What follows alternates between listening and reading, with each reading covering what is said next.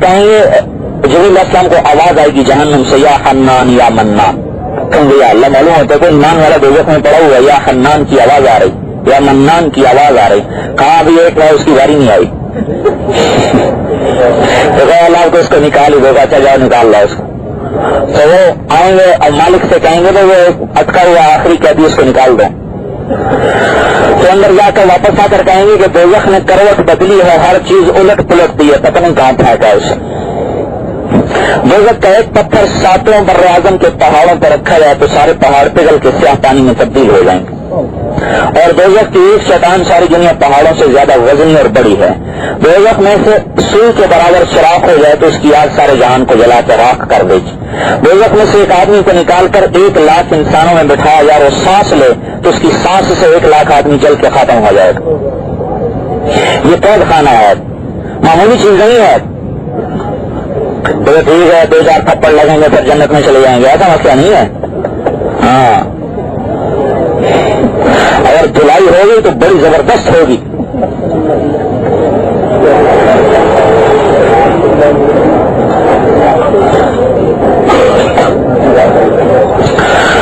تو وہ جبریل علیہ السلام آئیں گے, اللہ تعالیٰ تعریف کریں گے, پتہ نہیں چل رہا کہاں ہے. اللہ تعالیٰ فلاں کونے میں چٹان کے نیچے پھنسا پڑا ہے. وہ آئیں گے اس پتھر کو اٹھائیں گے تو نیچے سانپ بچھو میں پھنسا پڑا ہوگا. ایک دفعہ سانپ دوزخ کا ڈنگ مار دے 10 یا 40 سال تڑپتا رہے گا. اس کو نکالیں گے, جھٹکا دیں گے, وہ صاف ہو جائے گا. پھر اس کو آب حیات نہر حیات میں ڈالیں گے, اس سے نکلے گا چمکتا ہوا چاند کی طرح. پھر اس کو پل سرات سے گزاریں گے. پل سرات مسلمانوں کے لیے, کافروں کے لیے نہیں ہے. کافر سیدھے جائیں گے دروازوں میں سے سیدھے, مسلمان کو پل سرات سے گزارا جائے گا.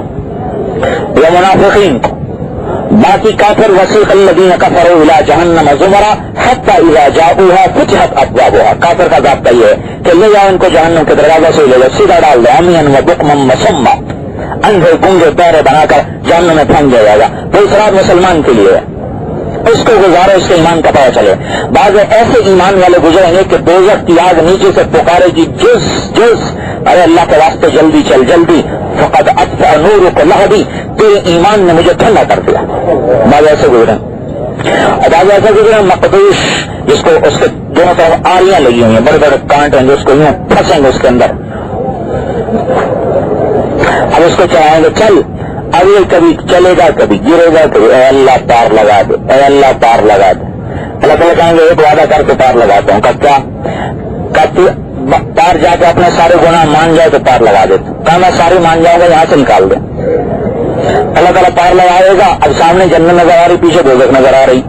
اب اللہ تعالیٰ فرمائے گا بتا کیا کیا کیا تھا دنیا میں. اب اس کے جی میں آئے گا, اگر مان گیا تو پھر کہیں دوبارہ نہ پھینک دے. میں تو کیا ہی کچھ نہیں, یعنی آخر وقت تک دعا بازی, میں نے تو کیا ہی کچھ نہیں.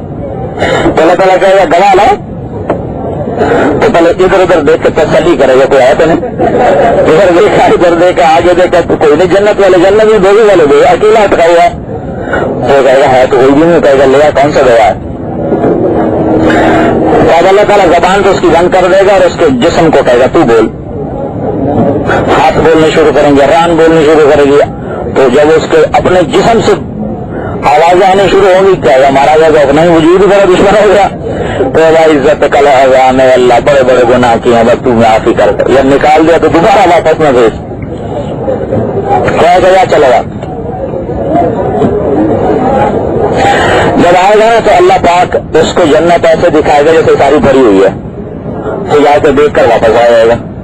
اللہ کہے گا جا جاتا تو پھر جائے گا, پھر ساری بھری نظر آئے گی, پھر واپس آ جائے گا. پھر کہے گا جاتا کیوں نہیں, لے گا جگہ تو نے چھوڑی گئی, میں کہاں جاؤں, ساری بھر دی تو نے پہلی. تو اب اللہ تعالیٰ اس کی قیمت دے گا. کیا اچھا تو راضی ہے کہ میں نے جب دنیا بنائی تھی, اس کا صحیح علم تو اللہ کو ہے نا, باقی سارے اندازے ہیں. جب میں نے دنیا بنائی تھی اور جب جا کے فنا کی تھی, اس سارے کا 10 گنا کر کے تجھے دے دیں تو راضی ہے. تو اس کا منہ کھل جائے گا, کہے گا اتستہزئ وانت رب العالمین, اللہ مذاق کرتے ہیں آپ, حالانکہ آپ سارے جان کے رب ہیں. اس کو یقین نہیں آ رہا, کہ نہیں بلا وانا علی ذلک قدیر, ارے بھائی مجھے ساری قوت اور قدرت ہے, چل جا, میں نے تجھے دنیا اور اس کا 10 گنا دے دیا. تو کتنی بڑی دولت اللہ نے ہمیں عطا فرمائی ایمان کی. ایک سجدہ سات زمین آسمان سے زیادہ قیمتی ہے فرض نماز کا. حدیث پاک میں من صام یوما تطوعا ثم اوتی ملء الارض ذهبا لم يستوف ثوابه دون يوم الحساب. جس نے نفل روزہ رکھا اور اس نفل روزہ فرض نہیں نفل روزہ اور اس نفل روزے کے بدلے میں ساتوں بر اعظم کو سونے سے بھر کر کہا جائے کہ یہ تیرے روزے کا بدلہ ہے تو حضور نے فرمایا یہ سب اس کے روزے کا بدلہ نہیں بن سکتا. نفل روزہ تو فرض اور نماز یہ روزے بھی زیادہ طاقتور ہے, زیادہ قیمتی ہے. ایمان جو سب سے زیادہ قیمتی چیز ہے. یہ ادنا درجے کا جنتی جب جنت میں جائے گا اس کے لیے دروازہ کھلے گا تو اس کا خادم جب دروازہ کھولے گا تو اس کے حسن و جمال کو دیکھ کر سر جھکائے گا. سمجھے گا فرشتہ ہے تو کیا کر رہے ہو؟ کہا تم فرشتے ہو. کہنے میں آپ کا خادم ہوں, میں آپ کا نوکر ہوں. اور اس کے لیے کارپیٹنگ ہوگی جنت میں 40 سال تک اس پہ چل سکتا ہے. 40 نہیں بتا رہا, 40 سال اس پہ چل سکتا ہے. اور اس کے دونوں طرف 80,000 خدام اس کے 80,000 نوکر اس کے ہیں.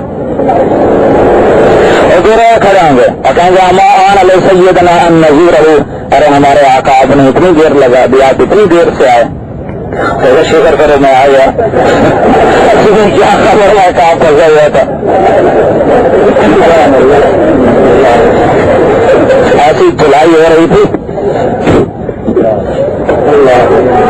80,000 نوکر, کوئی تنخواہ اس کو نہیں دینی پڑے گی, سب اللہ کے ذمہ ہے, سارا خرچہ اللہ کے ذمہ ہے.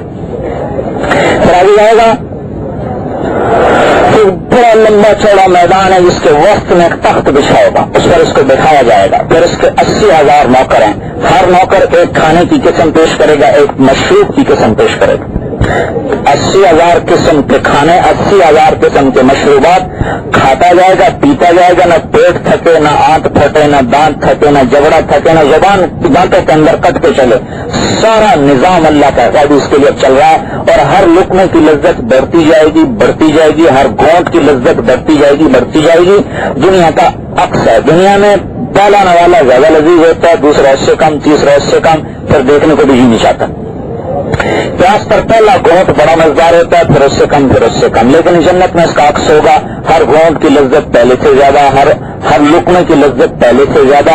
اور پھر اللہ تعالیٰ قوت ایسی رکھ دے گا کہ چاہے جتنا مرضی کھاتا جائے اس کا پیٹ تھکے گا نہیں.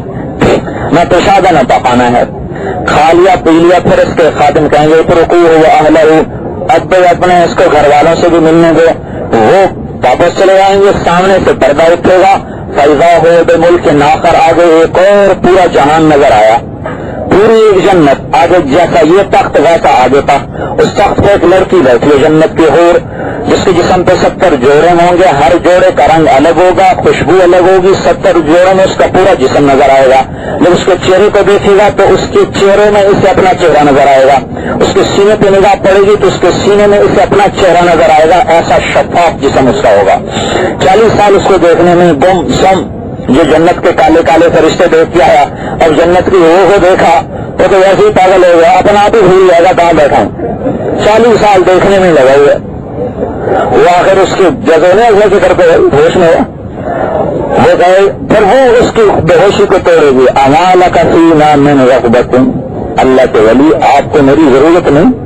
پھر اس کو ہوش آئے گا کہ میں کہاں بیٹھا ہوں. کون ہے تو, کون ہے؟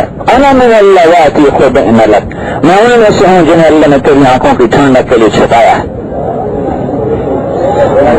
تو بھائی یہ تو وہ ایمان کا ذرہ ہے جو ایٹم, جو سینٹی میٹر کا 10 کروڑواں حصہ ہے, اس کا بھی کوئی کروڑواں حصہ ہے ایمان کا ذرہ, جو اس کے اندر اٹکا ہوا ہے.